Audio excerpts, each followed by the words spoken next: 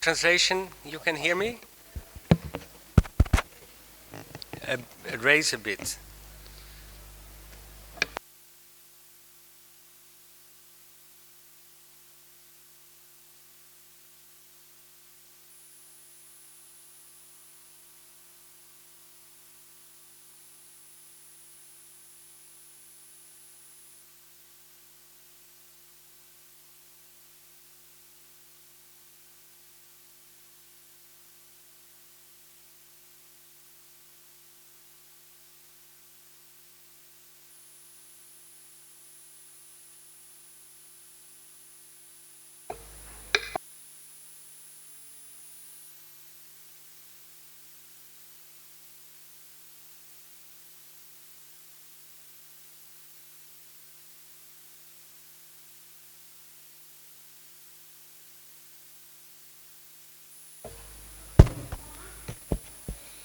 Hello? Yeah?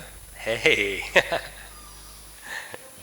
Yes, it works. So the light should be out on the microphone. It's not on the red, but it should be out. Then it works.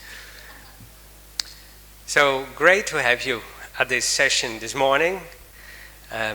We had a very great event yesterday. I think we had very rich debates.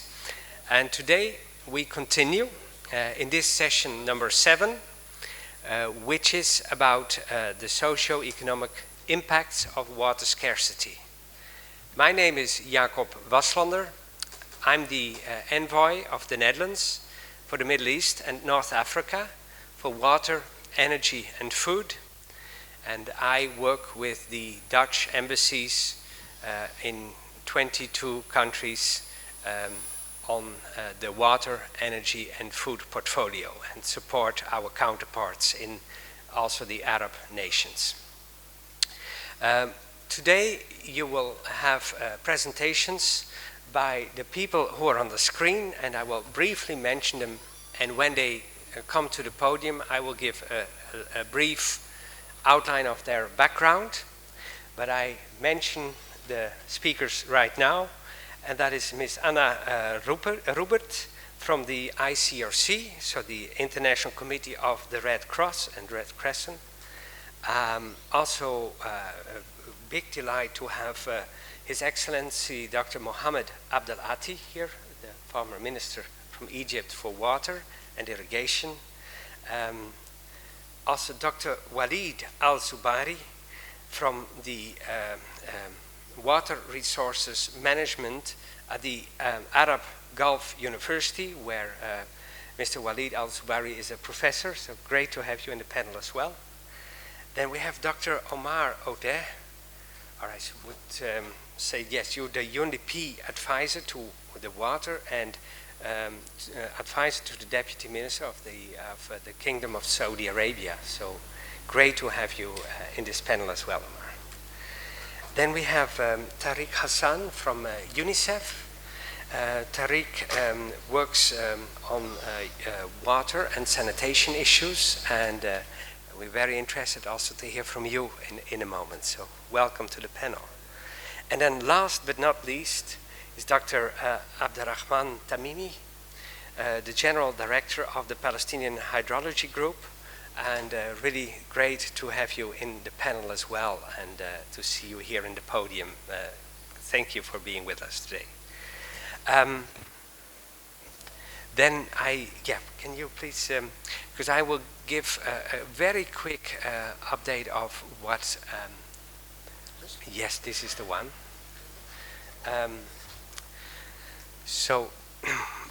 What I wanted to do is two things. I want to give you a quick impression, my impression of water scarcity in the MENA region. And I do that with one slide. And that is from a recent report of the Chatham House in London, which is looking at the climate risks for the nations here in the Middle East and North Africa. And this figure is from their recent report, and it shows that water scarcity in all nations here in the region is a very big challenge. It is a big challenge regardless of the level of income. So whether you're at the high income side, the middle income side, or still in the low income side, water scarcity is a very high risk for the nations in this region. The graph also shows that the level of fragility may be different for the nations, but still the water scarcity is a predominant issue which can undermine the social economic development of the countries. And that is, I think, a main message also for this conference, and where I'm very interested to learn also from the speakers. How can we address water scarcity, and how can that help to strengthen, improve the social economic development of the countries here in the MENA region? And that brings me to my second message. As you may know, the Netherlands, my country, and Tajikistan are the co-hosts of the UN 2023 Water Conference, which will take place in March next year in New York City, and where we have very strong support from the UN Secretariat, UN DESA, and also the regional committees. And UNESCO yesterday already spoke about the UN Water Conference. So I have two main messages here, two slides. One is that we want this conference from the Tajiki side and also the Dutch side to be inclusive. So water is not just governments, it's also about other key stakeholders. And we really encourage them all to register and to participate in this conference. We also see that SDG 6 is very much lagging behind. We have to accelerate at least 4 times our current ambitions to reach the goal we have set for 2030. So Tajikistan and the Netherlands also want this conference to be action-oriented. And the final point for us is that it's not just the water ministries, it is something cross-sectoral. So it's about agriculture, it's about energy, it's the finance ministries, it's the heads of government who all have a role to play to strengthen the water agenda.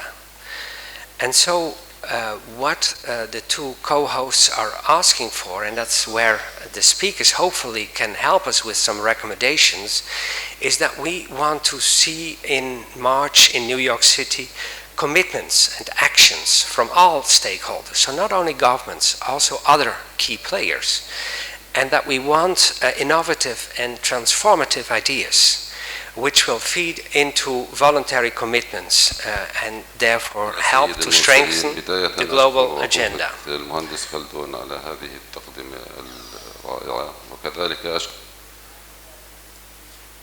Is it okay again? Yeah? So today's speakers hopefully will feed into this appeal from Tajikistan and the Netherlands to come forward with recommendations which we can use for our agenda. And that is the Water Action Agenda, which should result from the 2023 UN Global Water Conference. And with that, I want to ask the first speaker to come in a moment to the podium. What we agreed is to try to keep the presentations to roughly 7-8 minutes, so that there is a bit of time after each speaker that if you as audience or as fellow panelists have some questions to ask, that we reserve a couple of minutes that you can ask for further clarifications or highlight certain issues. So now it is time for me to introduce the first speaker of this morning, Ms. Anna Rubert, who will talk about the socio-economic impact of water scarcity in conflict settings.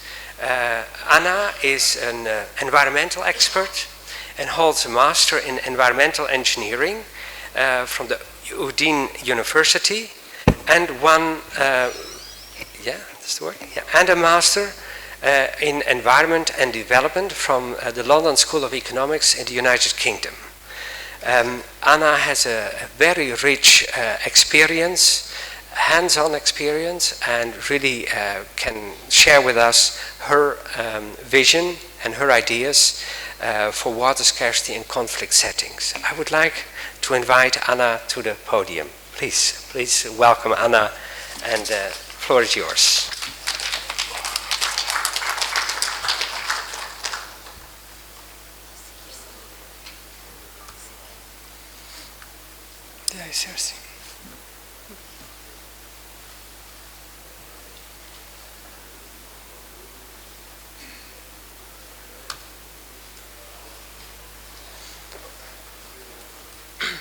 Thank you so much for this introduction, and thank you for having the opportunity to talk not on my behalf, but really to talk on what the ICRC and the team in the field have seen in the region. You know, we have quite a presence in the region, and I represent, unfortunately not all the region covered by the Arab League, but the Near and Middle East, and with particular operation in Syria, Iraq, and Yemen.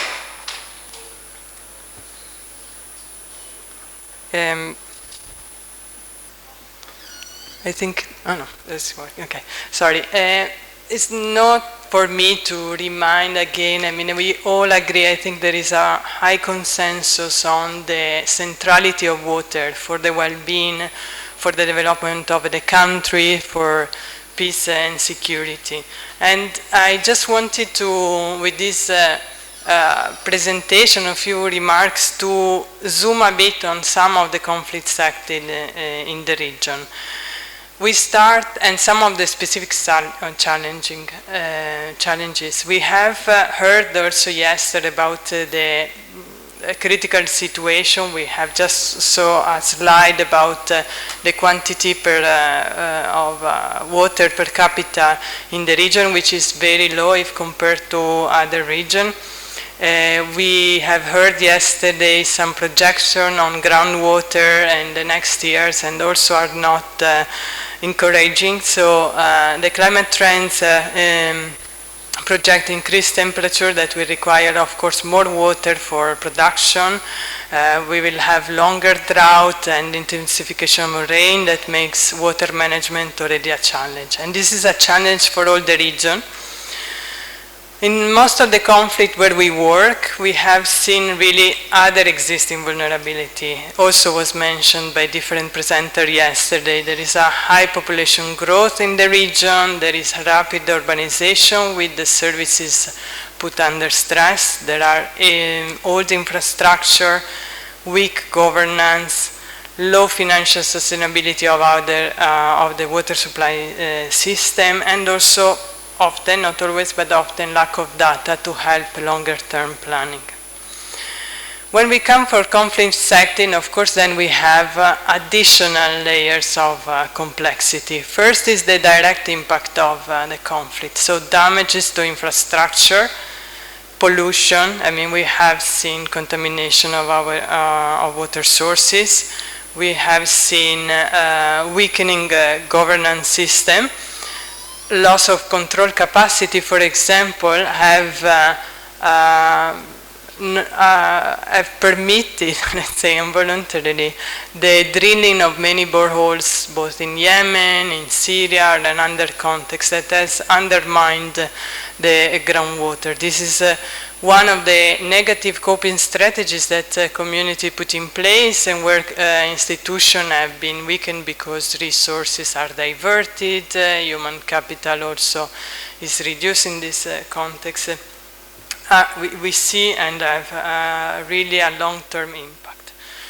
Lack of maintenance of all the infrastructures and other big issues in conflict, and mentioned before, displacement. People move during conflict and put under pressure existing system. And I'm talking about water supply system for domestic use, but in general these impacts are visible also for other type of uses. And then there is what we have defined like the cumulative impact. So while infrastructure get damaged and deteriorate the service capacity along the years. We have also human resources that we lose in conflict setting. There is what we call the brain drain. We lose people, the wages goes down, people move, and so we miss capacity on the institution often. We have budget diverted for other uses, and the impact of sanction, embargoes, and restriction are very high on the basic services, on water supply, and also all the other services that sustain livelihood of people. With the time, we really arrive at a situation where access to safe water becomes really difficult, and we have the risk, increased health risk.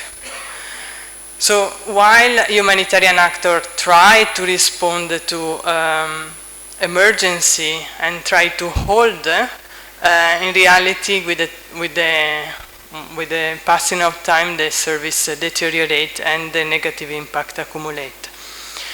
What is the result? We have seen it. We have seen it in many areas. Here, just a quote from a farmer in Iraq. In Iraq, for example, some of the returnees are not really able to return because their livelihood has been disrupted. I mean, we have the effect of climate change, of mismanagement of water resource, of pollution, infrastructure damage, and this is still represent a big problem. We have seen health impact, I mean, not to mention the cholera outbreak that is affecting our region at the moment and has affected, for example, Yemen in the past years. The productivity goes down. Again, an example from North Syria, the breadbasket of Syria, where the productivity has drastically reduced because of many factors, but also because irrigation infrastructure have been damaged and are not able to be rehabilitated. Then we have tension among community. When the resources are scarce, it becomes really difficult to hold the high influx of displaced persons, and we can mention the difficulties in Jordan to deal with water supply and production. So the tentative of ICRC and many partners that are working with the ICRC along with us is really to try to make resilient services. What do we mean? We mean we cannot just react to emergency. We have to have a proactive approach where we support the services, but also we need to work on contingency planning. We need to coordinate with all actors, not just humanitarian, but also investment and development. We need to work on water diplomacy, on humanitarian diplomacy on water. I mean, water is an essential needs for all. And of course, strengthen resilience with community and also throughout other system, other means. The system is complex, is holistic. There is not just one sector that work alone. So in summary, what I'm saying is, what is the ICRC seen is that yes, conflict create really a reversal of the development achieved, and with emergency we are just trying to respond to some of the, to try to keep up, but with more preventing, proactive humanitarian assistance can try to hold the development, but it can really be held only if there is a joint work with the development and investment sector. ICRC has therefore three calls. First, that we have to consider address access to water in armed conflict by considering systemic and complex natures. It means work intersectorial, as has been mentioned. In the water sector, it means really working to promote integrated water resource management. It means to work on infrastructure, on human resource, and in financial sustainability. Second, that we need really to work in partnership with community, with service provider, with government, with humanitarian and development actor. And humanitarian actor can help to contextualize the risk, to decrease, to how to say, help face the risk adversity of some institutions, some developmental funds and investments. So we really need to work together to find a way to ensure implementation but still reach the most at need. And we need to work through the whole spectrum, not just emergency but also proactive and preventive measure. Thank you so much.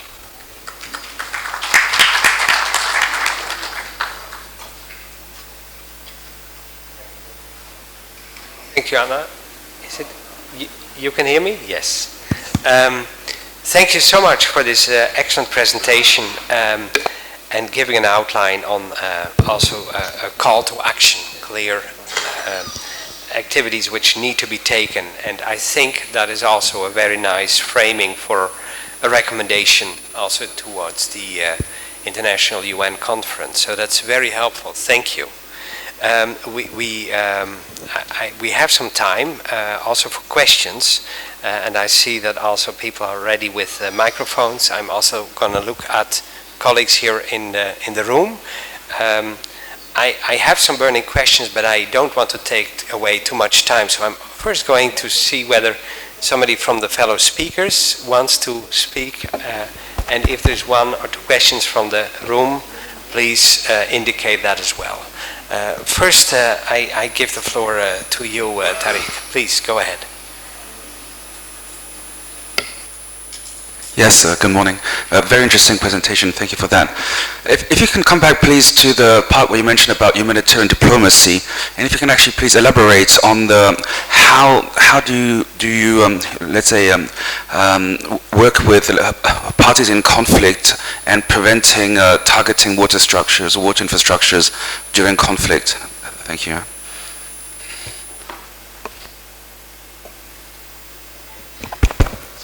Thank you so much for the question.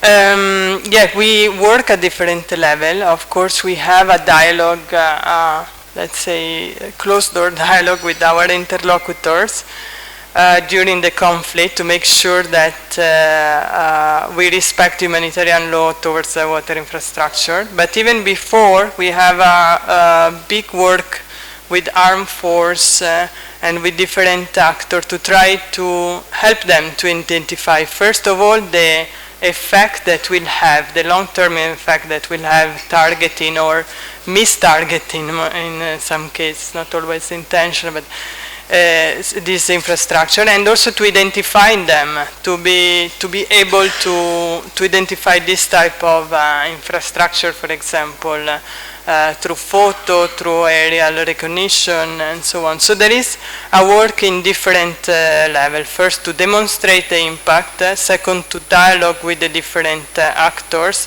And third, preventing, just disseminating IHL and what concretely will means on the ground for the armed forces, for example. Thank you. Thank you, Anna, for this clear reply. I see, Omar, yeah, you would like to... Are there people in the room who also want to pose a question? Because otherwise I ask the two fellow speakers to pose their question, then you can take both questions at once. Anna, yeah, so first the two questions. There's nobody else in the room now, huh? Who wants? No? Okay.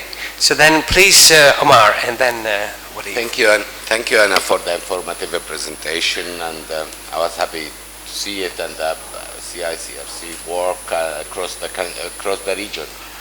Actually, I was looking at one of the recommendations that I was expected to see it, that's the protection of land under foreign country occupations, especially in Palestine, and we know what's happening in Palestine and the attack of the infrastructure that have been developed mainly through funds from across the world. And the regular attack happening there, it should be mentioned there because this is part of the human right for people under occupation. The same story in the neighboring country, like what's happening with the attack in Lebanon, Syria, coming from the other countries. That's a major issue, and that's having its own impact into the life, the protection, the safety of people living under occupation. Thank you. Okay. Thank you for this question. Of course,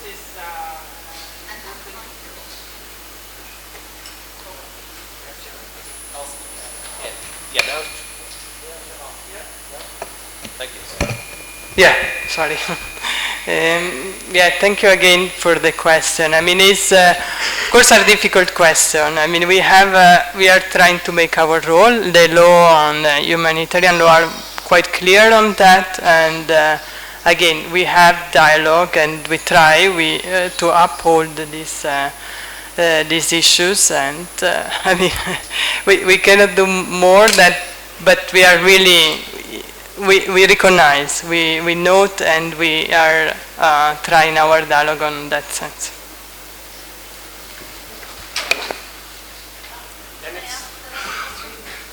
Was there a question in the room? Can I ask a question? Okay, well, very quick. Yeah, please go. Thank you, Anna, for this presentation. Actually, in Palestine, let's say, it's like a chronic humanitarian crisis every year and every year. And I think that the ICRC and other colleagues from international committee, they have a lot of input and a lot of support to the country.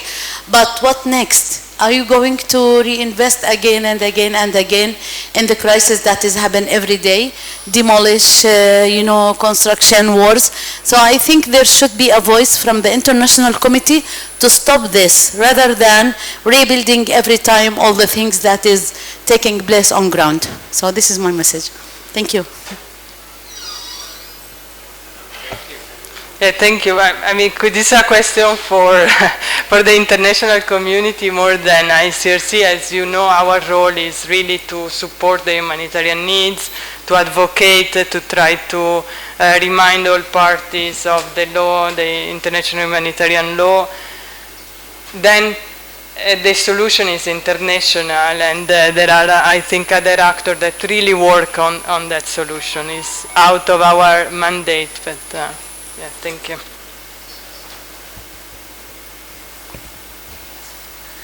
Thank you, Anna. Is it working? Yeah, I think so, right? Yes. Yeah? Okay. Thank you so much for this excellent presentation and also the answers to the questions. We are now moving ahead with the next speaker, and it's really a privilege for me to introduce Dr. Mohammed Abdel Ati, the former Minister of Egypt for Water and Irrigation. And I know he is also a good friend of the Netherlands. We just spoke about that excellent collaboration, both in your professional side as also at the personal level. So it's really a privilege for me to have Dr. Abdel Ati as one of the speakers this morning. Dr. Abdel Ati has a PhD in water resources management for irrigation drainage department on the impact of climate change on the Nile flows, and has a Master of Science in management and implementation of development projects. So a very strong academic background, but not only that, also 35 years of work experience with multilateral and multicultural development institutions in natural resources and environmental management. Besides having been the Minister of Egypt for Water Resources and Irrigation, Dr. Abdel Ati has also been the chairman of the Nile water sector and the regional coordination for the Eastern Nile, and also many other responsibilities, too many to mention, but they illustrate really the breadth and depth of Dr. Abdel Ati's background, and therefore it's really a privilege for us to have you here. And I would like to ask you to come to the podium and give your presentation. Please, the floor is yours.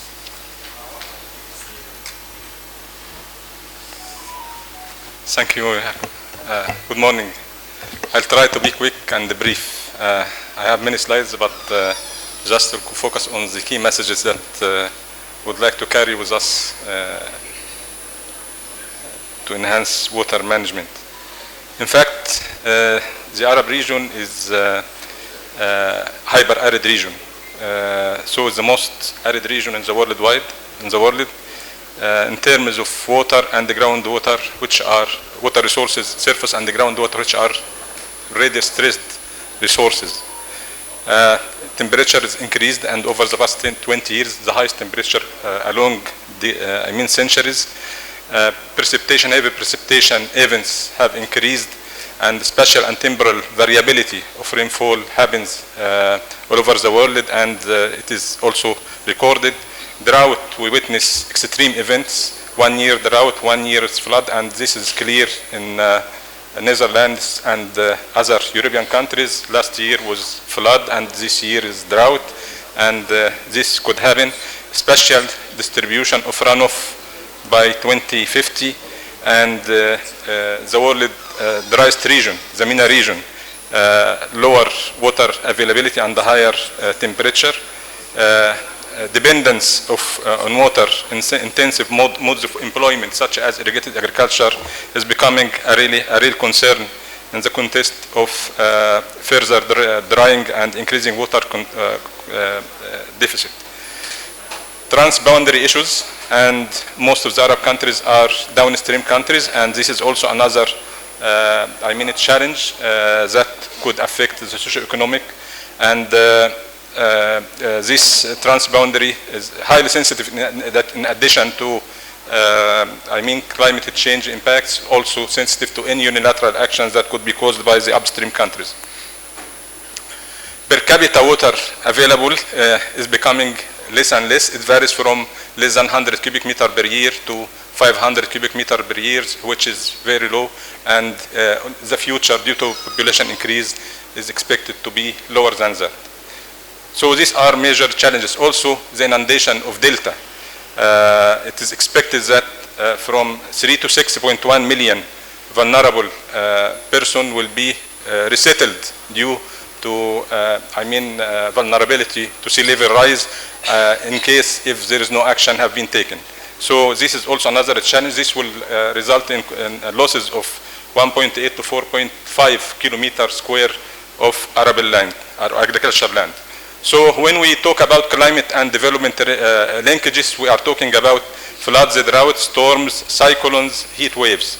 This will have major socio-economic impacts on agriculture and food security in terms of reduction of crop yield and the hunger, water scarcity, which affects the agriculture, poverty, income losses in agriculture, fisheries and tourism, health, and displacement to voluntary or involuntary displacement, security, risk of instability, and we have witnessed water issues in Darfur and in Lake Chad where Boko Haram have appeared. So water scarcity is a source of terror in some regions due to migration of pastoralists to follow the water path.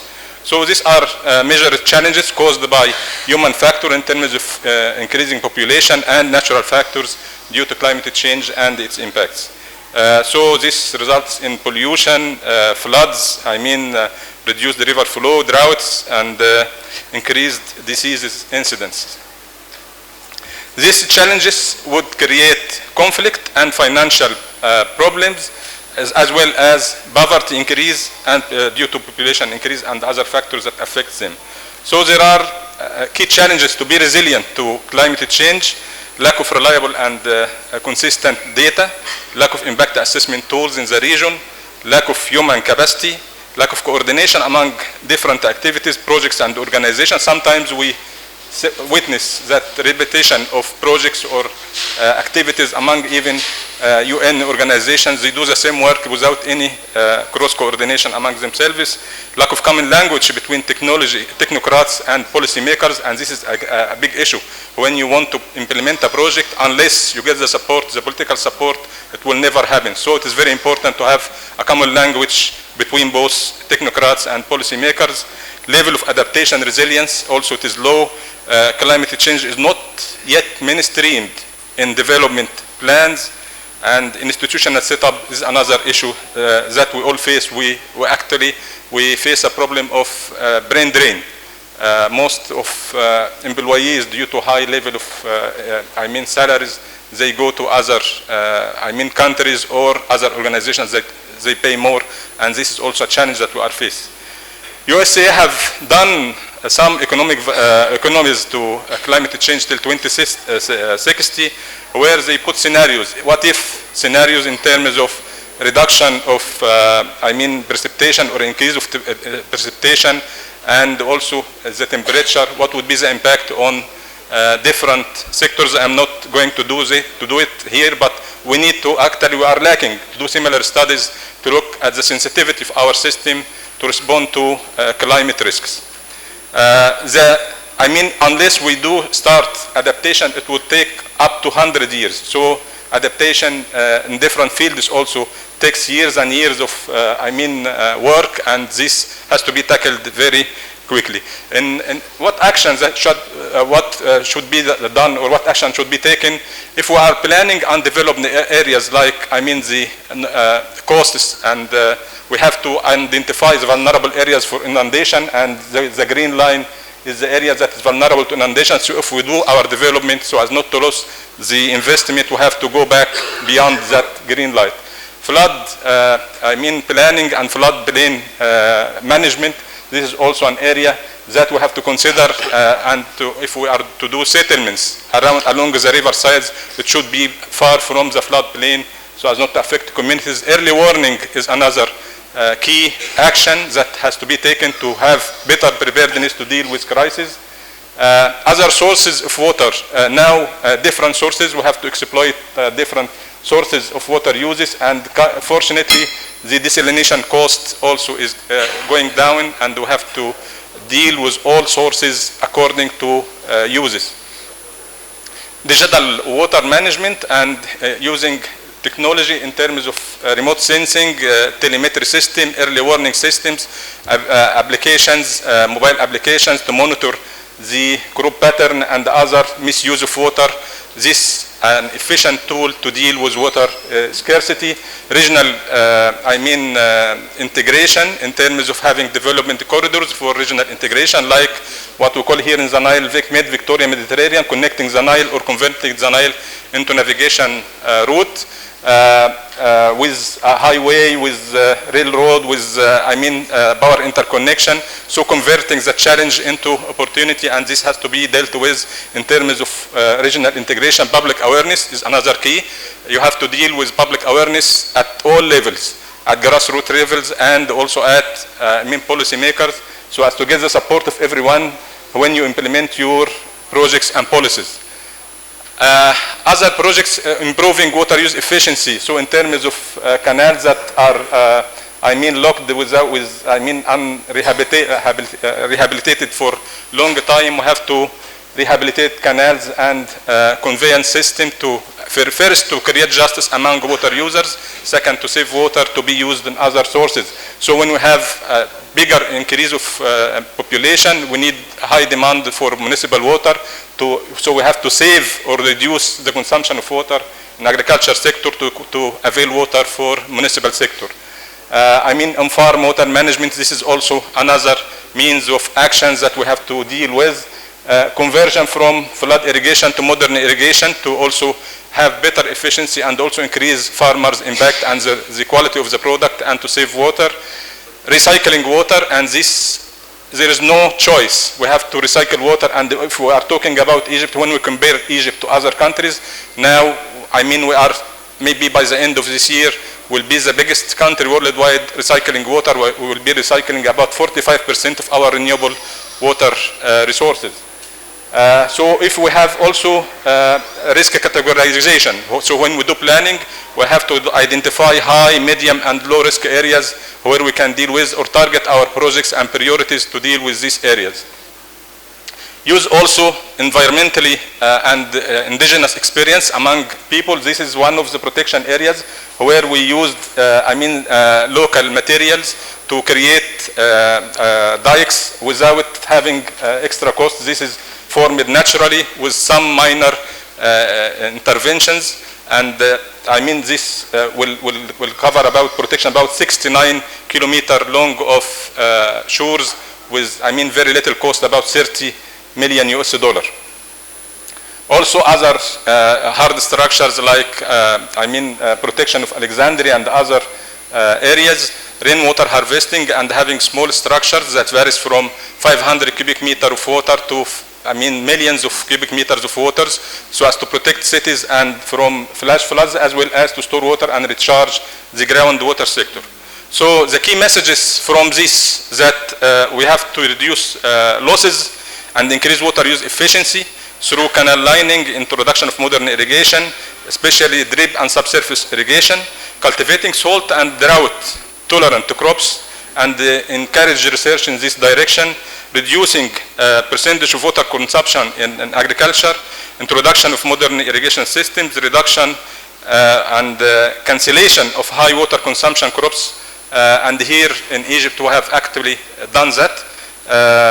Replace with imports from water-rich countries, coordination among Arab countries in food imports. This is very important to have a coordination.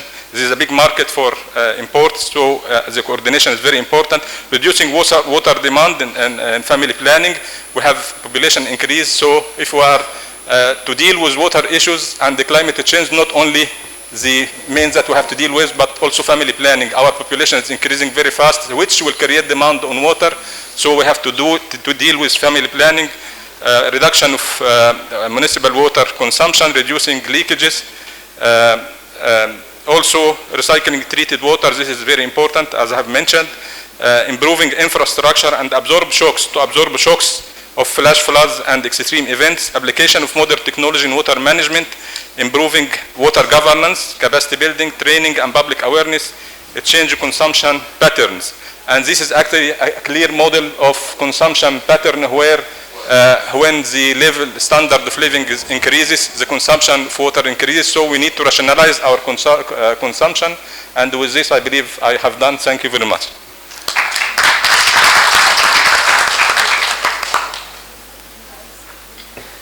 Thank you so much for your presentation, Dr. Abu Ati, and I really appreciated also your focus on action which needs to be taken for really a comprehensive approach on addressing water scarcity. We have time for one question, max two. Is there somebody who, based on the presentation, has some clarifications or some observations to be made? Is there somebody who would like to take the floor on this point? I myself may kick off with the first question, and please let me know in case there is another question. I see a lady there. My question is the following.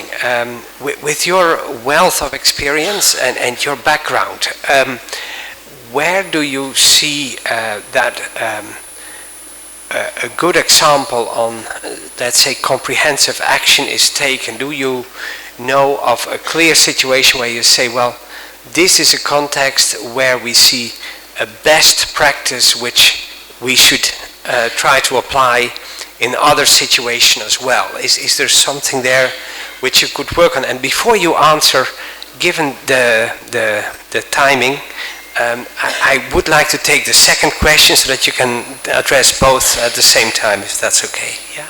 There was one person here from the floor. Please, there is a microphone. Yeah. Please, go ahead. Can you briefly introduce yourself and keep it short and specific, please? Hi, my name is Mara. I'm a 20-year-old student from Spain, and I'm a climate activist. So I would like to ask you, in COP27 negotiations, we really tackled the topic on the relationship between meat consumption and water. So my question is, to what extent do you think that it is necessary to address the issue of meat consumption in order to be able to address water scarcity, food scarcity, and other upcoming challenges that can put on in how do you say it, in jeopardy the future of our of our nations?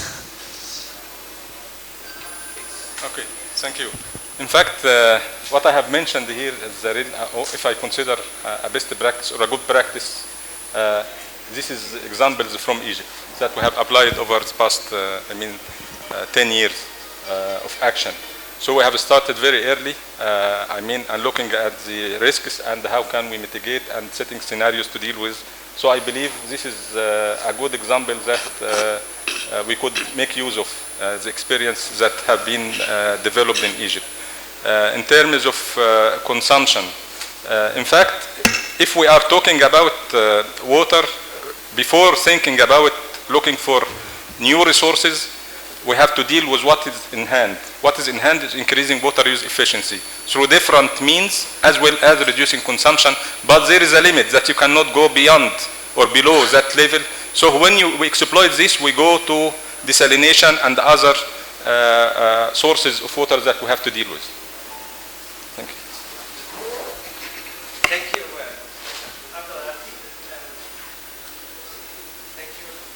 Thank you for your reply to the questions. Very, very helpful. And if there are further observations, we may have some time at the end. And otherwise, also over the break, there may be ample time to discuss this further. We are moving on now to the next session, and it's really very big pleasure for me to introduce you to Professor Walid Khalil Al-Zubari.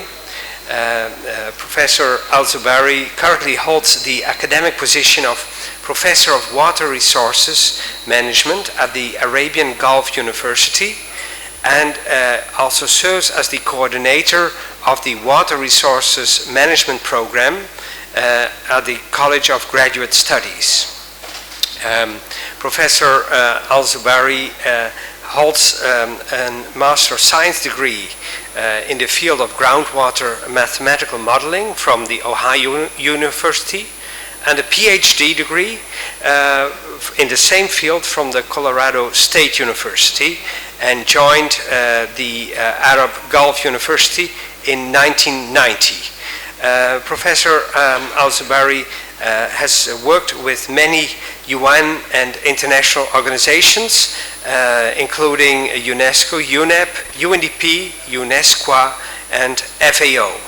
And Professor Al-Zubari is going to talk about water security in the GCC countries, the main challenges, and the way forward. So the floor is yours. Please go ahead, sir. Thank you, Mr.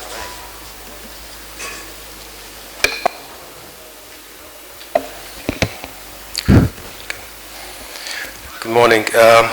I'm going to, Mr. Chair, with your permission, I will be presenting in English, but I will be talking in Arabic. Is that okay? Fine, thank you.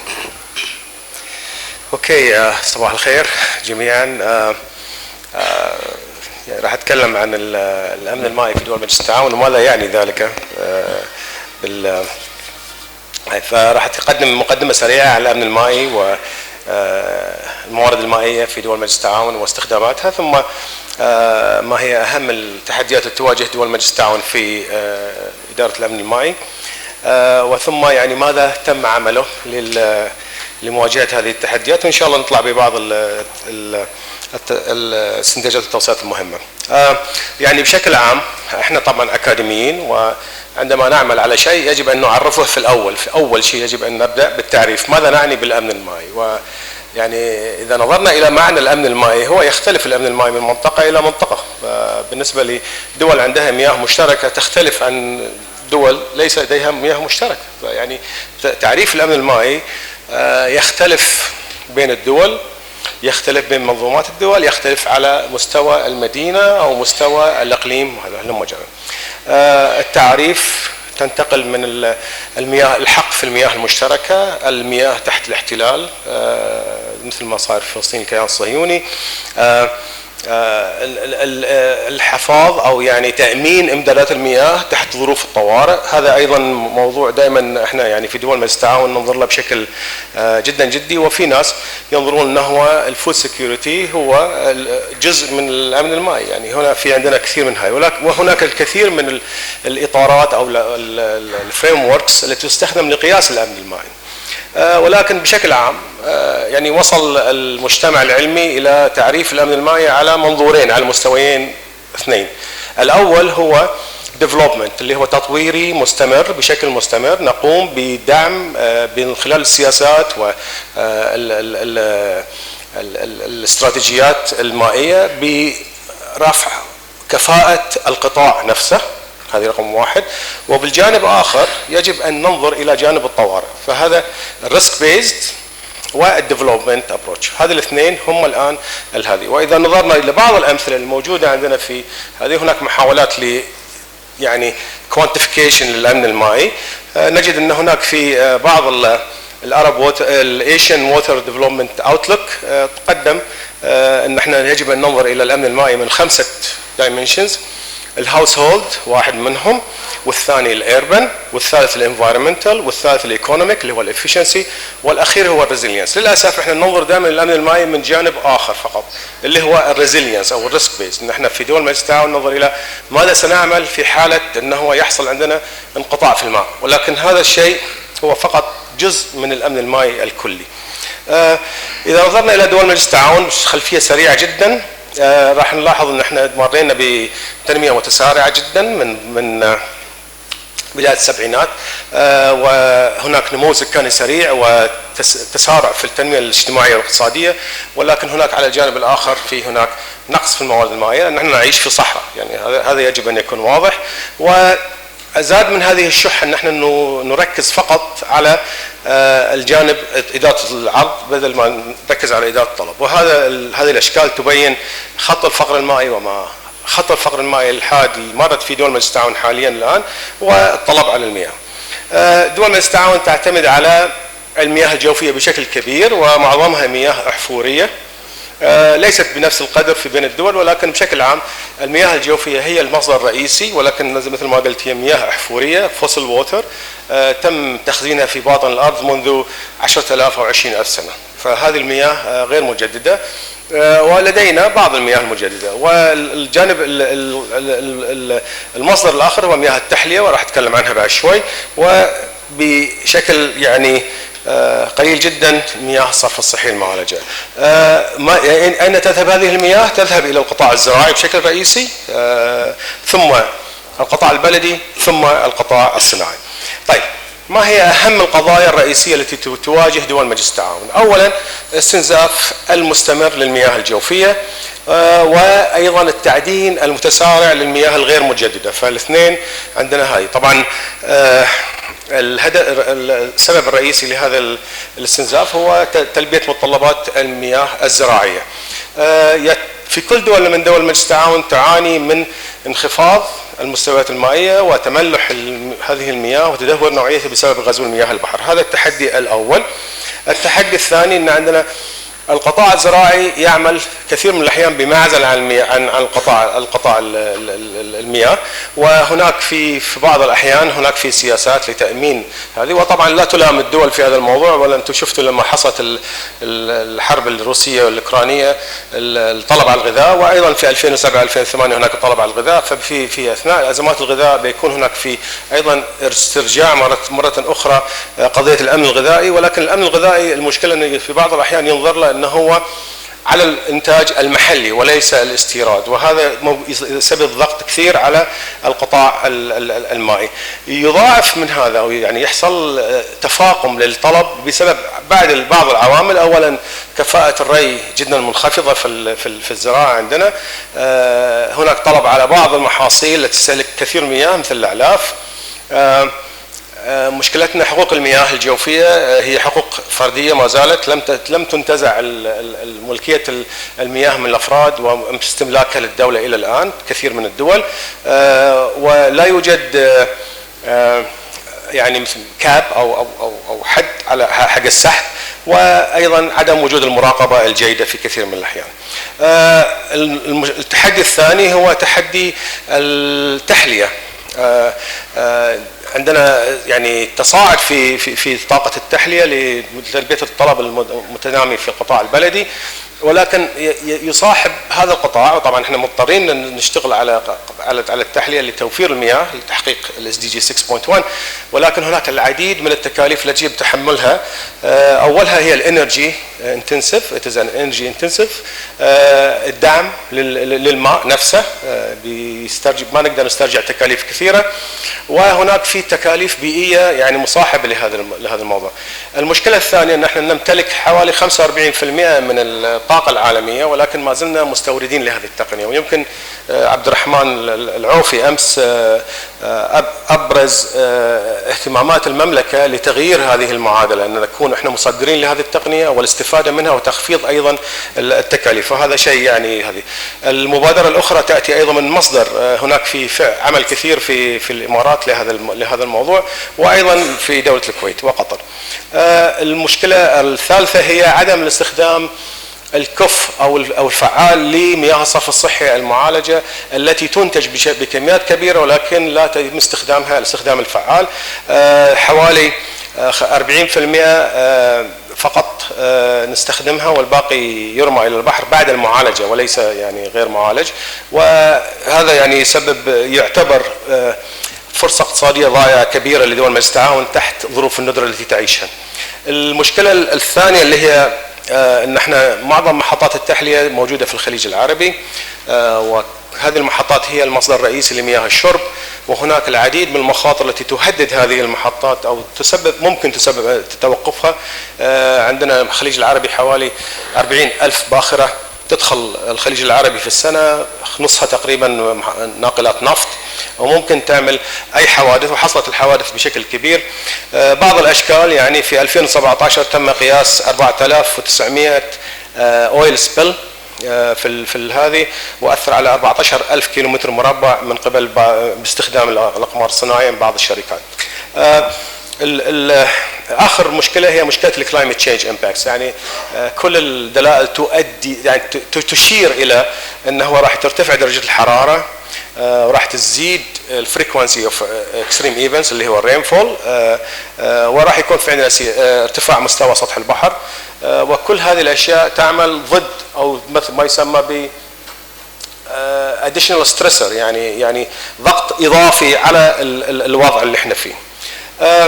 طيب كيف تعاملت دول مجلس التعاون مع هذا الاشكال؟ صار في يعني نظره ان احنا يجب ان نعمل كدول مجلس التعاون مع بعض، بحكم ان نفس المشاكل نفس القضايا يعني نمر فيها، نعمل استراتيجيه موحده للمياه وتنظر الى الجانبين، جانب الريسك بيزد وجانب ايضا الديفلوبمنت ابروتش، فالاثنين مع بعض يجب ان يكونوا هناك.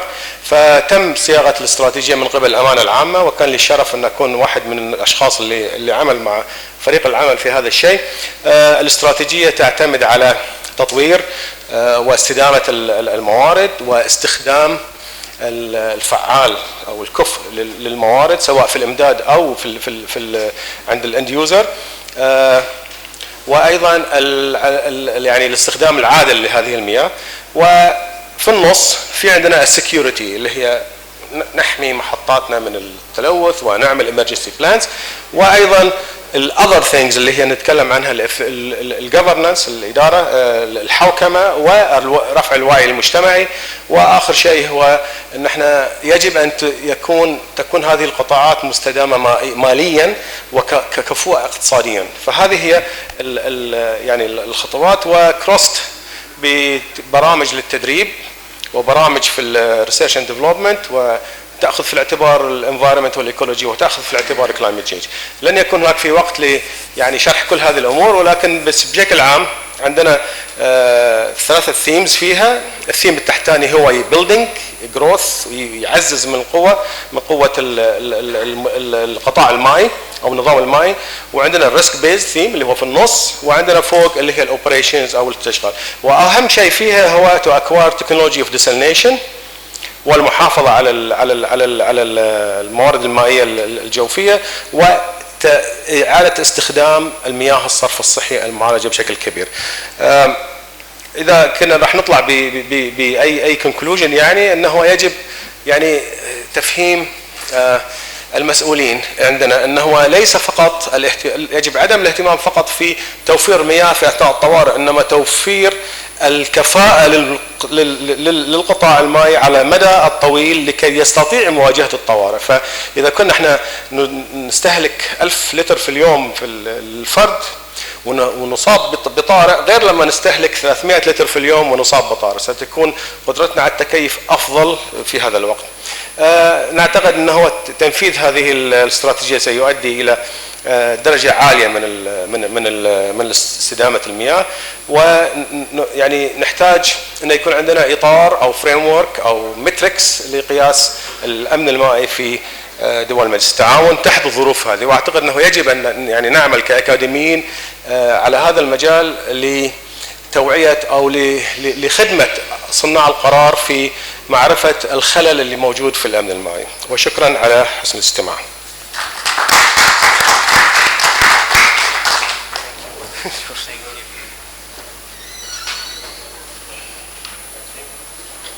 Thank you so much. Unfortunately, I'm learning some Arabic, but it's such a difficult language and such a challenge, so forgive me for speaking English with you. But this was really great, and also the translation was very helpful, so thank you for that. I wanted to check whether there were one or two questions, and I already see one person, so that's the second question. I'll take two questions. And after posing the questions, if you, Professor Al-Zubari, can answer them, because we are a bit tight on time. So we take two questions together, and after that you answer. Okay, is that okay? Yeah? Please, can you bring the microphone?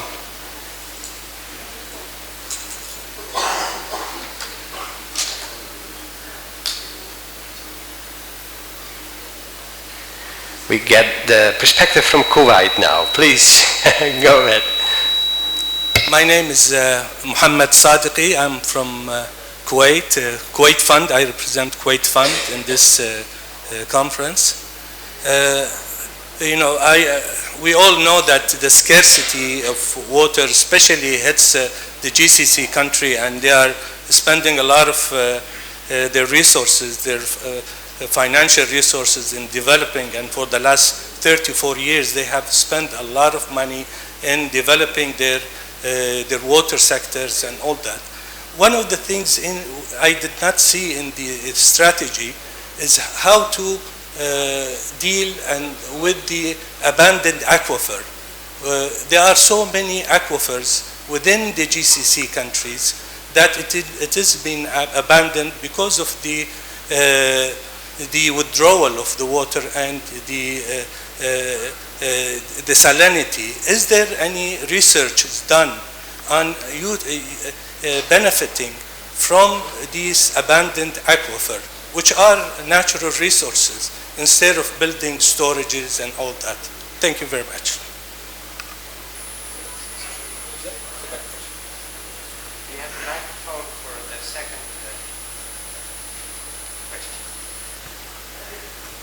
شكرا دكتور وليد. أنا شداد العتيلي من فلسطين.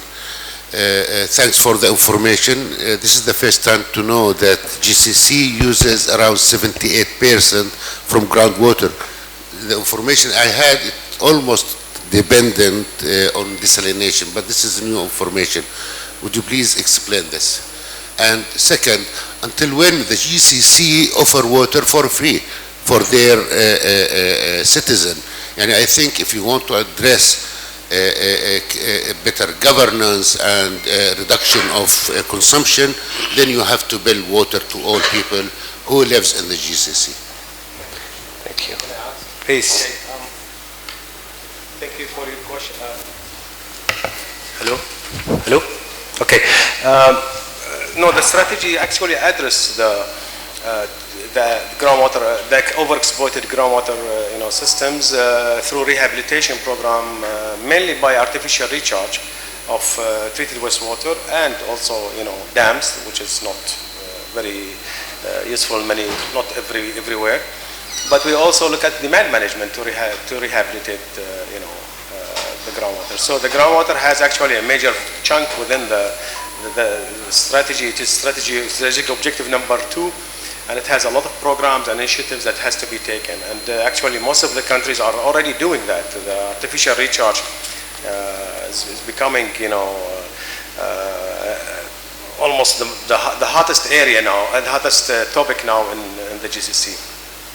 In terms of billing the water, this is it's a tricky question that we give to our students. So you will have to look at water supply as a human right, number one. And also, second, it is also, there is a social contract, the governance system of the GCC that doesn't allow, overbilling. But water is already being built. All the water is being built. But the charge until 2016 was very bad. 2016, Saudi Arabia and Bahrain and Dubai, they changed or reformed their pricing policy because it is a tool of demand management, number one, and also it is a tool for cost recovery. And this is very important for me to sustain my service to you. So I cannot say that. But there are some countries, and Oman was already charging, they have the highest price tag for 1 cubic meter of water in the municipal supply. I don't think there is a problem about charging in many countries. Maybe Kuwait, we do have a problem because they have flat rate and very low rate. Qatar, when a country has all this money, I mean, it is very hard to convince them to charge. You have to be realistic also. You can't just charge for the sake of charging. But it will be a culture with time, step by step, that when you save this water, you're saving not only the water, you are saving the energy.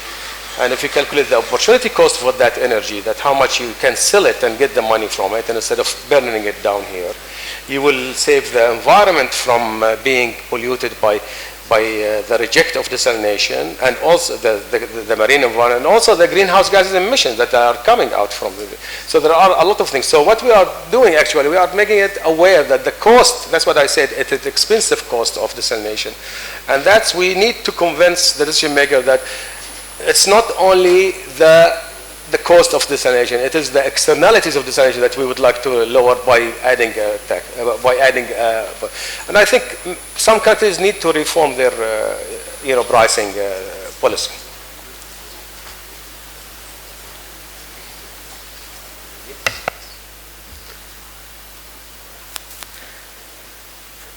Thank you, Professor Al-Sabari, for your replies. This was very helpful. I was just reminded we have 45 minutes left, and I think that fits nicely with the 3 remaining speakers, because it's now my really great privilege to introduce to you Dr. Omar Oudah, who is from Saudi Arabia. Omar has a PhD in environmental management from Stuttgart University, and has a Master of Science in Water and Environmental Resources Management from IHE in Delft, the Netherlands. Omar is a professional engineer in Canada and is also a project management professional and a certified lead professional. Dr. Oudah is a senior consultant and advisor to the Minister of Environment, Water and Agriculture in Saudi Arabia, and is also working for the World Bank as a consultant. As an associate professor, he has 24 years of professional and academic experience, and therefore it's really a privilege that we have Omar in the panel, and I would really like you to present your presentation on the needs for water economic centers. Please go ahead.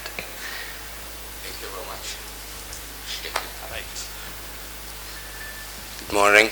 With the permission of the chair, I would like to give my presentation. I'm full in Arabic today while we are in the Arab Water Forum, and I take the privilege, after consulting with the conference organizer, that's can speak in Arabic. Thank you. السلام عليكم ورحمة الله. فرصة سعيدة أكون معكم هنا، واليوم بكل بساطة الزملاء في المحاضرات الأولى والمحاضرات أمس سهلوا مهمتي كتير. أنا اليوم مش جاي أعطي محاضرة علمية، أنا جاي أجاوب سؤال معين أو أطرح فكرة بسيطة ومهمة جدا جدا لقطاع المياه في وطننا العربي ككل. والفكرة هاي نابعة بالأساس من مبدأ الإدارة المتكاملة للمياه منذ تأسيسه من البداية من 30 سنة، وهو التحدث أنه المياه قيمة اقتصادية. نذكرها في كل المؤتمرات. دكتور زياد أمس شرحها بالتفصيل، تطرق إلها غير محاضرين. اللي السؤال المهم اللي جاي أطرحه اليوم وبشكل أساسي، كيف فينا نطبقها وإيش بنحتاج وليش محتاجينها. فمجرد عرض بسيط هدف منه وضع بعض الرسائل ووضع آلة وآلية لفعلا لزيادة كفاءة واستدامة خدمات المياه ومصادرها في وطننا العربي. هحاول أجاوب على مجموعة من الأسئلة، خلينا أحكيها زي هيك. ليش مركز عربي، وإيش تحديات المياه اللي بتواجهها وطننا العربي، ومدى أهميته، وإيش الدور اللي ممكن تأدي فيه. فكرة طرحت بالمناسبة، طرحت قبل عامين في اجتماع وزراء المياه العرب، ما زالت موضوعة على الطاولة، لم تحسم فقط. وأنا قبل ما أقدم العرض أكشولي، إذا ما كان القطاع العام عنده القدرة أنه يؤديها، أنا حاب أوجه دعوة لأهميتها للقطاع الثالث أو للمؤسسات الدولية للتوجه وإضافتها ضمن أجندتها العامة أو أجندتها الأساسية الأهمية اللي حنتطرق لها الآن بشكل مختصر جدا. على مستوى العالم خلال 100 سنة الماضية الطلب على المياه زاد حوالي 6 مرات. في وطننا العربي نسبة الزيادة أكثر من هيك بكتير لعمل الرئيسيات، نمو سكاني ونمو حضري. فإذا كنا على مستوى العالم 6، يمكن في وطننا العربي بحدود 10 أو 12% زيادة الطلب على المياه أوفر أول. احنا بكل بساطة ووتر ستريس أو الإجهاد المائي ومحدودية المصادر هي واقع لا نستطيع أن نغير به كتير، حتى لو اتطورنا بكل التكنولوجيا، حتى لو نزل سعر الديسلينيشن بشكل ضخم، التحلية نزل تكلفتها بشكل ضخم، الحمد لله نزل بشكل كبير حاليا، بس حتى لو حققنا 50% reduction as per planning in the coming 20 years، خلال 20 سنة الماضية القادمة ننزل سعر 20 مرة، ما زالت لا تغطي الضغط والإجهاد المائي اللي بواجهه العالم، أجزاء كبيرة من العالم وبشكل خاص عالمنا العربي. فهذا من الأمور المهمة. طرقنا كتير كميات، بس القليل منها في محاضراتنا طرقنا لتحديات جودة المياه. هذا عامل مهم جدا. استخدامنا للمياه الجوفية بشكل كبير أدى لزيادة الملوحة وزيادة الملوثات في المياه الجوفية بشكل ضخم جدا، وزاد تكلفة المعالجة، وهذا على مستوى العالم ظاهرة، بالإضافة لتلوث المياه السطحية وغيرها من المخاطر. امور ثانيه الكلايمت تشينج والتغيرات المناخيه وزياده نسبه الفيضانات بحد ذاته، هذا بأثر تاثير ضخم وتكلفه زياده ضخمه جدا على الميزانيه المخصصه لموارد المياه واداره المياه والحمايه في كل بلاد العالم. الارقام ضخمه جدا يعني، وحالات الجفاف والتغير المناخي امور كثيره مرتبطه بالمياه، وخلينا نحكيها. المياه روح الحياة، وهي داخلة في كل قطاع اقتصادي، هي مدخل أساسي لإلها. فلا نستطيع أن ننظر بأي وسيلة أن المياه متاح ومجاني. لا، المياه ليس متاح وليس مجانيا وله قيمة اقتصادية، وهذا أقر زي ما حكيت سابقا من فترة أقر فيه المجتمع الدولي بشكل كامل من 30 سنة، من 1992 على ما أتذكر، في ضمن دبلن برنسبل، مع المياه الشرب كحق من حقوق الإنسان، لابد من التركيز على هاي. الأثر البيئي اللي درس الموارد المائية كمان ضخم جدا جدا بكل تنوعاته. للأسف الوقت لا يسمح بالالتزام أو التوسع فيه. الهدف السادس والتأخر في تنفيذه، وأحد الأسباب الرئيسية للتأخر في تنفيذه عدم وجود الميزانيات الكافية لتنفيذ الهدف السادس. السؤال اللي عايز أطرحه من ناحية هاي، ما هي الميزانيات الكافية؟ وهل عندنا القدرة على إدارتها بشكل صحيح؟ وأين يتم توجيه حتى ضمن هل نحن نجحنا في توجيه الاستثمارات المحدودة بالاتجاه الصحيح في إدارتنا وتقديمنا لخدمات المياه والصرف الصحي؟ هذا سؤال ثاني محتاجين ننظر له بشكل كبير إذا كنا بدنا نحقق استدامة جيدة لمواردنا المائية ومواردنا المالية أيضا.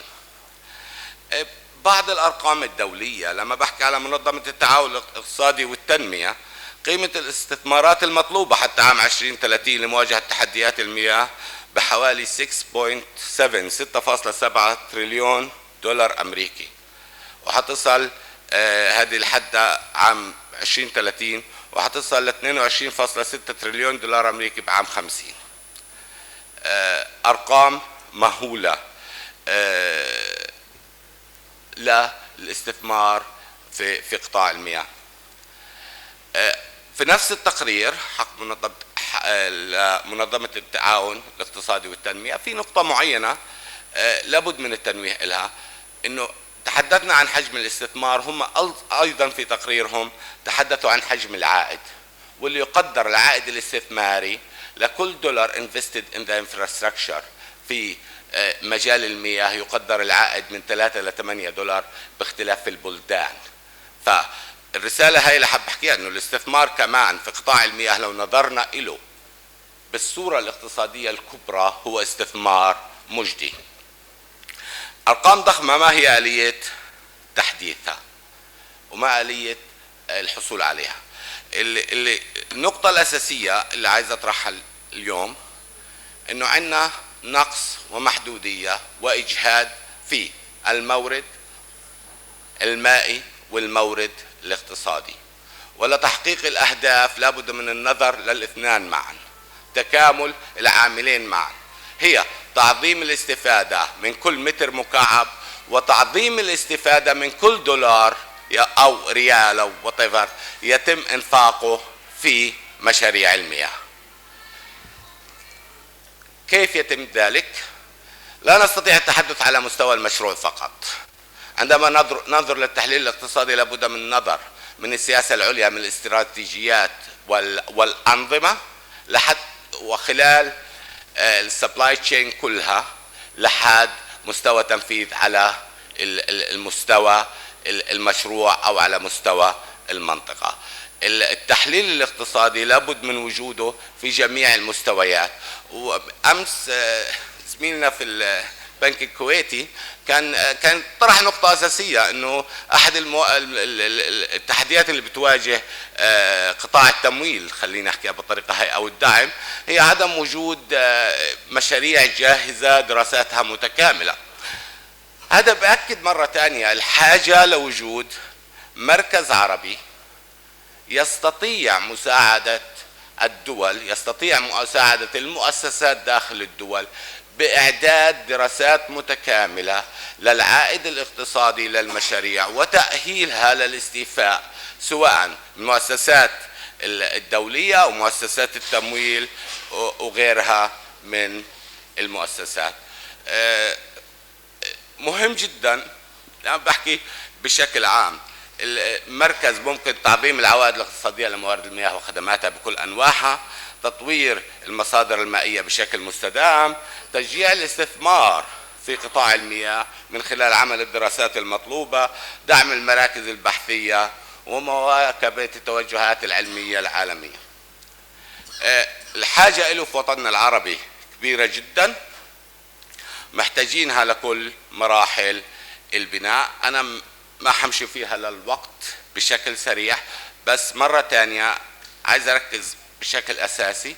It's a message، رسالة حابة أطرحها من اليوم على سعادتكم جميعا بأهمية النظر بشكل معمق لاستخدام أدوات الاقتصادية في تطوير موارد المياه وخدماتها في وطننا العربي.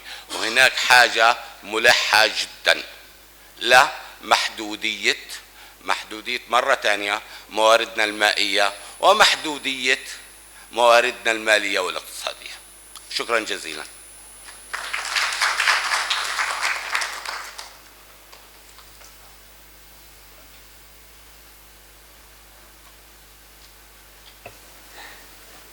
Thank you so much, Dr. Ode, for this presentation.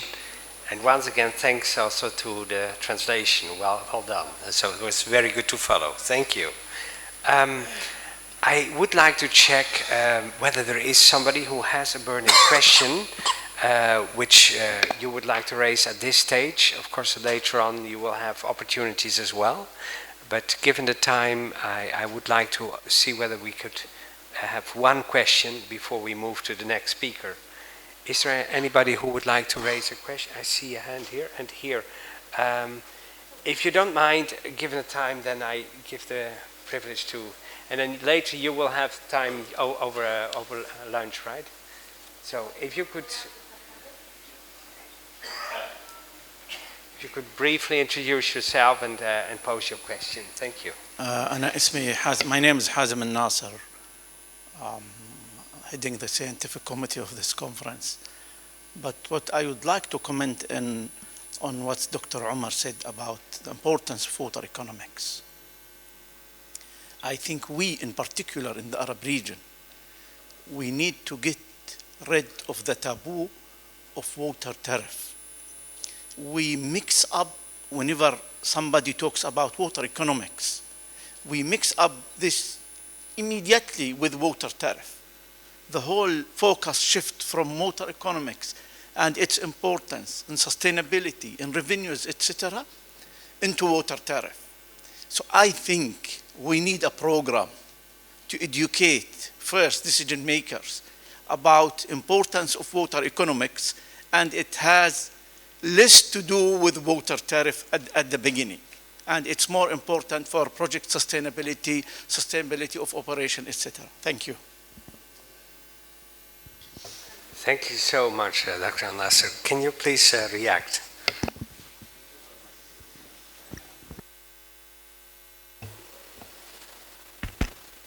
Thank you very much, Your Excellency. Actually, you may have noticed that I haven't, throughout the presentation, mentioned tariff intentionally.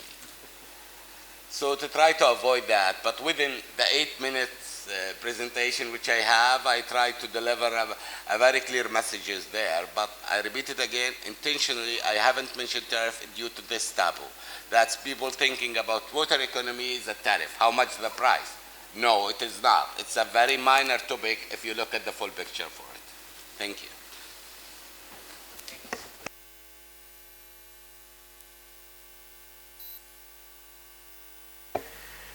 So after this very interesting presentation, it's now time to give the floor to Tariq Hassan from UNICEF. Tariq is based in Geneva, Switzerland, and he has a master's degree in hydrology and water resources management, and has been working for almost 20 years now as a water specialist in the private sector as well as in the aid sector. He is currently working with UNICEF programs and is also advocating at the highest level about the coordination groups addressing climate change and water scarcity, and also looking at the same time at practical and sustainable strategies to strengthen the resilience of communities. It's my pleasure to give Tariq the floor to speak about wash services and water scarcity. Please go ahead, Tariq. Yes, thank you so much.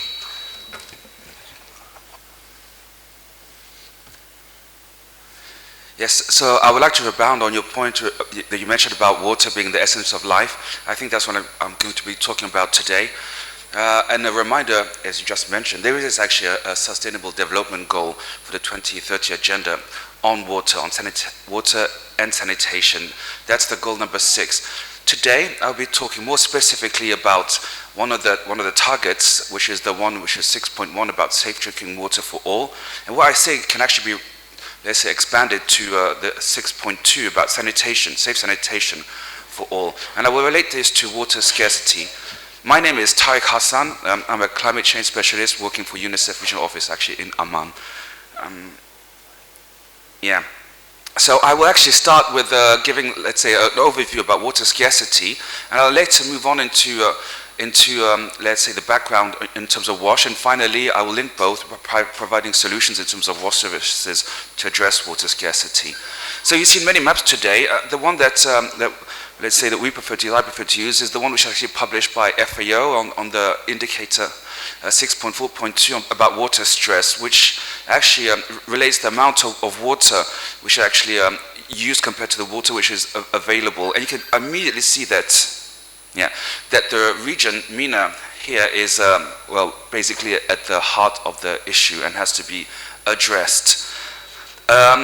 Interesting enough, this indicator that I like so much doesn't actually really apply to all countries. For instance, Djibouti, where actually doesn't actually extract so much water, doesn't show up so well. So there's another indicator that I also try to combine with, is the Vollenmark indicator, which this one comes from the World Bank, typically, which is about the amount of fresh water available per habitant, per person, per capita, per year. And if you combine both, well, you can also see here again that, again, MENA, which is the Middle East and North Africa region, is at the heart of the topic. And looking ahead, we can also see that the region is going to be affected by a changing climate that's been established, but the MENA region is again going to be probably more affected than other regions here in terms of temperature difference compared to a previous period, 1918 to 2010. So that's about a bit of the background in terms of water scarcity. So if I'd like to link this up to the situation in WASH that was presented before, but I'll show you here on the map. So if you look at the basic water services, actually it looks quite good in MENA. But if you take it to the next level, we're actually looking to, let's say, safely managed drinking water, which is based on a review by UNICEF and WHO. The situation is not so clear, and this is where I like to address the problem. It has to be addressed. So UNICEF and WHO, we are the custodian agency for this indicator, which is the one on safe drinking water, as well as the one on sanitation. So I'm going backwards. Yeah. So how do you address this within UNICEF? So UNICEF, we have at a regional level an accelerator in order to reach this SDG 6.1 and 6.2. And we are using different programmatic pillars, and I'll talk about 2 of them today. So the first one you can see on board is the enabling environment pillar, and I'll go more into detail on that one. As well, I'll go more into the detail into what we call technical WASH. WASH stands for water and sanitation and hygiene. Finally, we can't do this without having youth engagement. It's what is part of UNICEF's mandate, and we try to have children and youth at the heart of discussions, negotiations, and ways forward. And finally, education. Of course, we want to make sure that both in the curriculum and education system, this is actually considered. So if you allow me, I'll go into the first pillar. So the first pillar, which is a programmatic pillar, it's basically about governance. So we're trying to reinforce, mostly at country level, but also at provincial level or at regional level, different strategies or policies, either climatic, if they're related to the NDCs, or national or sectoral priorities. Also trying to push the countries or institutions have access to climate funding. We do work actually on tarification and try to make sure that there's also some bottlenecks are addressed so that these water systems can actually, in quite fragile context, are able to deliver water at the tap. These are obviously areas which can be very remote. They can be either post-conflict or in outbreaks, and this is where we have our programs. We to bring this to a higher level, we did with FAO last year and other partners, including ICRC and others. We had this high-level event on water scarcity. We actually had this, we came up with different recommendations. Finally, when it comes to the technical pillar, so this is an area which UNICEF have been working for a long, long time. It's about strengthening water utilities, both in terms of risk management, in terms of quality, making sure that water is not lost in the systems, what we call non-revenue water. We're also trying to have a shift towards a climate-resilient water, so to actually improve adaptation. Here we have set up sterilization as an example, and coordinate with different actors in the region. And including WHO, ESCOM, and many others, FAO, of course, yeah. Ultimately, this is for the only and single purpose that we're here as UNICEF to promote and preserve the human right of access to safe drinking water and sanitation services. Thank you.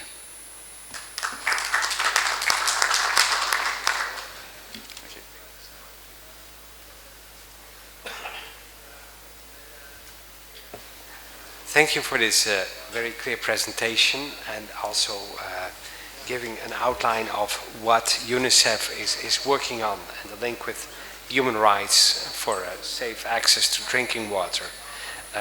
I know you have a lot of programs and many activities in the region, and the way you presented it was, I think, very, very helpful. So thank you, Tariq. Also here, I would like to check whether there is one or two questions which you would like to raise with Tariq.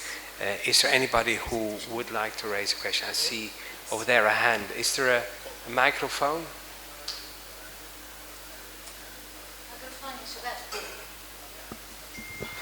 If you could state your name and then indeed yes, pose your question. My name is Khalid Abu Zaid. I'm the Regional Director for Water Resources at Sedari. Thank you, Dr. Tariq, for comprehensive presentation. I just want to comment or highlight an issue regarding the indicator on stress, water stress. As you can see from the definition, it says that it is the percentage of fresh water withdrawal as a proportion of the available freshwater resources. Nowadays, especially in our region, all fresh water is exploited, and the region is going into water reuse of non-conventional water resources, which are not necessarily defined as fresh water, whether it's desalinated water or reuse of treated wastewater or agricultural drainage. And this is not reflected in the definition and in the way the indicator is calculated. So I think that we need to make sure that that this indicator is really reflecting the efforts that are made in the region regarding investments in desalination and reuse of treated wastewater. Thank you very much. Thank you. You have a question as well? Yeah, please. Do you allow two questions? Yeah? Please go ahead, Professor. I have seen in your presentation, very nice words, non-revenue water, groundwater recharge, and those. I just want to know, what is the mechanism of implementing this in the region? I mean, what are UNICEF role and how it is cooperating with the local authorities in doing that?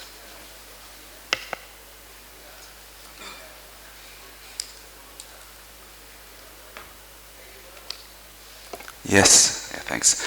So I'll start about the indicator 6.4.2 for which FAO is a custodian. So indeed, it does not consider freshwater, it does not consider other options, but it does actually, I think, consider perhaps wetlands or water, which actually related to that. So indeed, I think we're all moving ahead towards these these non-conventional water like desalination and others. I think in this region, or water reuse, I think it's basically the only way forward in this region, especially some areas are way beyond the water which is actually already available. And UNICEF is also part of the game. And I think I might mention here that most of the water does go towards the agricultural sector. This is why FAO and others are the big players. UNICEF, we're mostly there to make sure that there is a part of that water which actually goes towards drinking water within these communities as the regional level. That is our role for both for drinking water for children and also in terms of preventing diseases. And to your question, thank you. So how do we do that? So there's two different ways. So first of all, we work both in emergency situations and also in long-term development context. And there's a link because actually we're very lucky in that sense that, unlike other, let's say, sectors, the goals and objective for safe drinking water are the same both in emergency and long-term. It's safe drinking water for all, no matter if it's an acute emergency or if it's a long-term development program. So when it's acute emergency, I think it's quite obvious. It's delivering operations and programs on the ground and implementing solutions. It can be from, say, drilling boreholes and making multi-village networks and building schemes. On the long term, it's more about advocacy, about strengthening governments and making sure that in their policies, children are considered in terms of safe drinking water. Because it is a human right. There's a human right for safe drinking water, and we would like to see that come up in national policies. So we've done studies. I'll give an example.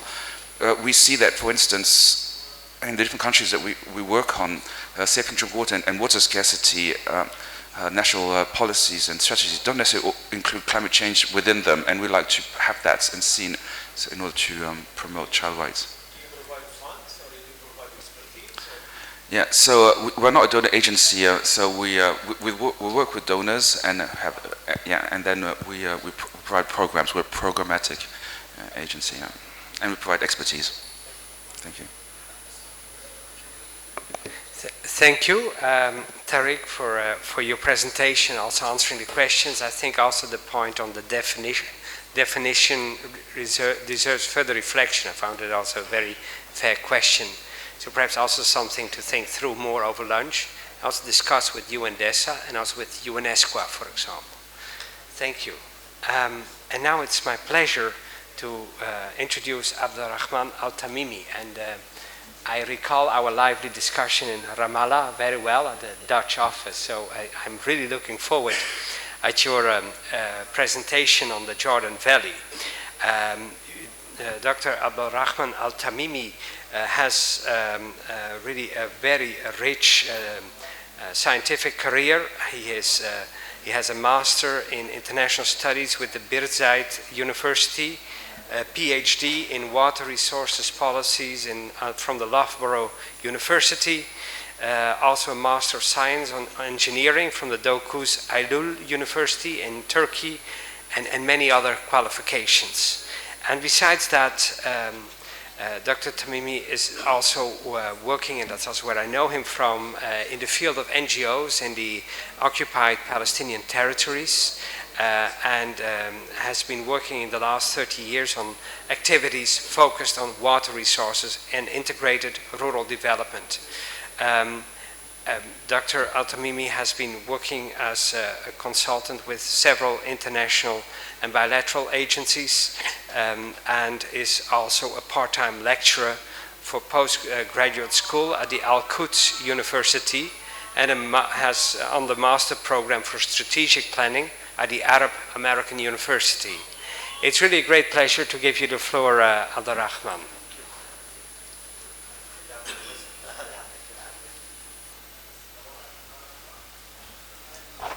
Thank you, Mr. Chairman. First of all, before starting the official presentation, I think we need in Arab countries to change and to shift our thinking paradigm from knowledge to management of the knowledge. We know a lot. We have a lot of data in Arab countries about the water, about the environment. We have information, master degrees, thousands of PhD degrees about the water resources in Arab countries. Data exists, information exists, which means that knowledge exists, but we don't manage our knowledge. That's the main problem we have in the Arab countries. That's why I am trying to use the knowledge we have to see what is the comprehensive approach to deal with the water problem. It's not a mathematical equation. If you do that, the in is you can predict the out. It is more complicated than what we know. That's why I produced a framework of thinking. I call it 5 T's, and the T is coming from Tamimi, is my family name. First of all, what kind of trends we have, where we are going. Past is past.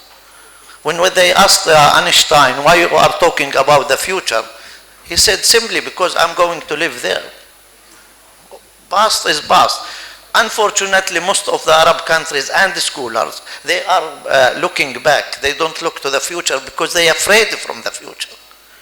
That's why the trend, my framework starts with the trend, but I want to give you just some numbers to understand.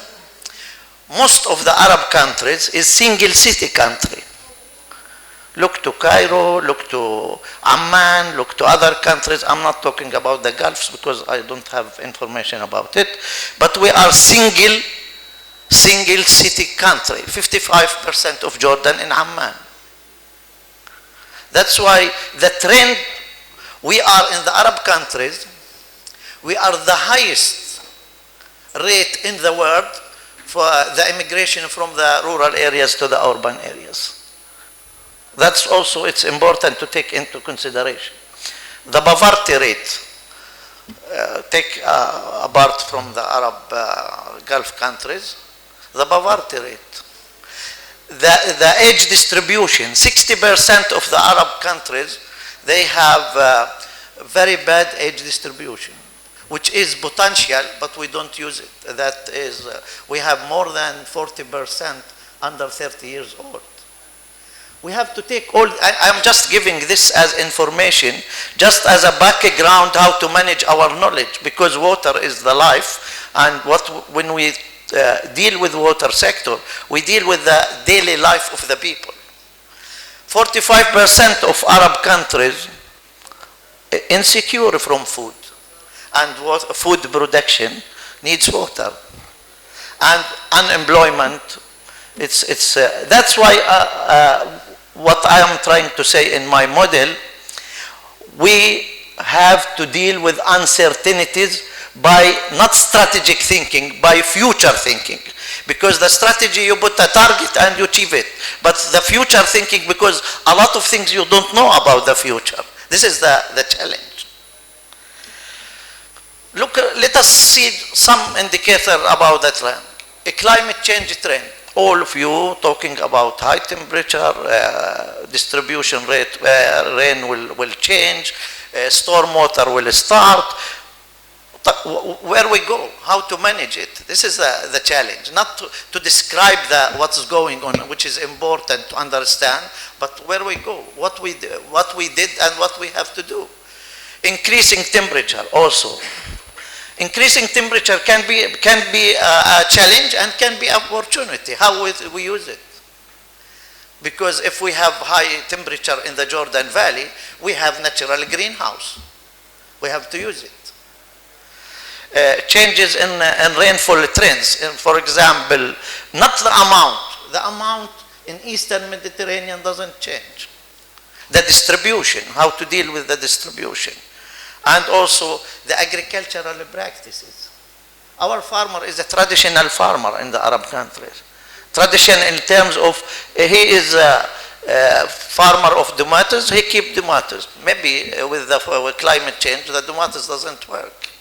I will go to these issues later on. Socio-economic trends. As I said, we are moving from rural area, where is the agriculture, where is the food security, where is the real practices, to the cities. Also unemployment, local conflicts. We have inside the countries conflicts between different sectors, agriculture, urbanization, industry, household consumptions, all these things are important. And also increasing dependency on others. All of you know, most of our water comes from outside of the Arab countries. And unfortunately, Ethiopia, Turkey, and Israel, they are not friends with us. We have to take it into consideration. Poor governance. Poor governance. I don't want to mention the name of the state. In 1 year, they changed the government five times. How they will manage? How will they do institutional memory? When the government, you know, our ministers is, or our ministries is one-man show. When the man change, everything change. Political trend, increasing the transboundary political conflict. We know many examples about it. Political unrest in all Arab countries. Pressures on government. All these things will lead to produce policies, negative or positive, impact the water sector. Tensions, the second T, tensions, food security and risk, poverty increasing, and the poverty is a driver for unrest of the societies, for the violence. Risks of social fabric. Our social fabric is changing because the middle class already started to disappear, and we have to deal with that. Micro and macro violence probability. The Arab countries, I'm teaching future studies in Arab American University. The Arab countries waiting very bad days, worse than what we noticed. Transitions. Do we have a transitional plans to adapt, to cope with this kind of problems? Integrated water resources. All the Arab scholars, with full respect, talking about water, energy, food, and they forget governance. If you have good power, soft power and hard power, and if you don't manage and you don't have good governance, these powers will be useless. Pro-poor public policies. We don't have pro-poor public policies. What we give the poors in Arab, especially in the Mediterranean Arab countries, charities, is not improving their resilience. We are giving charities. Charities doesn't solve the problem. Charities just you record your name in the sky as a good person. Shift the governmental thinking paradigm. Most of the east of the Mediterranean Arab countries, their thinking paradigm should be, we don't know. We need export-oriented agriculture, food security agriculture, or self-sufficiency agriculture. We have to, I don't know which is better for Egypt or for Jordan or for Palestine, but we have to know our choice.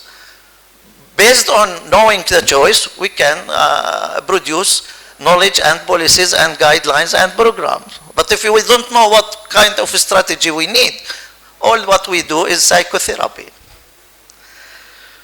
A new urbanization vision. We should not keep our cities swelling, not growing.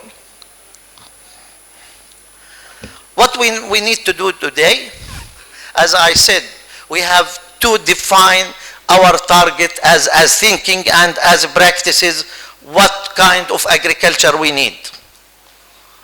Export, I have no problem. Self-sufficient, I have no problem. Food security, I have no problem. But we have to choose what we need. For tomorrow, if we act correctly, we can define what is the tomorrow, what's the future of our children. We need not only climate change adaptation strategies, we need adaptable community. The communities who will implement your strategy, not the scholars, not the universities. That's why we need to transfer the knowledge from universities to the communities, which we don't. We have to differentiate between the political image or the political actions of the governments from the policies. We do politics, not policies, unfortunately. We have to accept the principle, no one left behind. If we act wrong, socio-economic conflicts will increase, political unrest will increase, density of urbanization will increase, only beneficiary of all these things will be Israel. The conclusion, if we don't act today, we will be overslept. Thank you.